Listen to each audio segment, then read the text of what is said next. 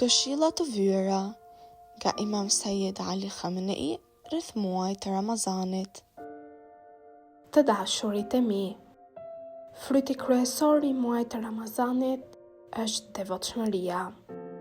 I plot fuqishmi thot në Kur'an që të bëheni të devotshëm.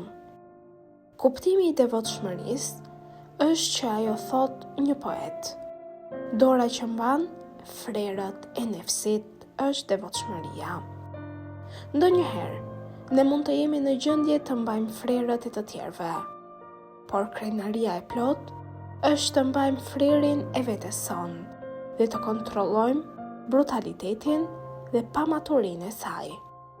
Devotshmëria do të thotë të mbikëqyrësh veten në rrugën e drejtë të Allahut xhaleshanuhu.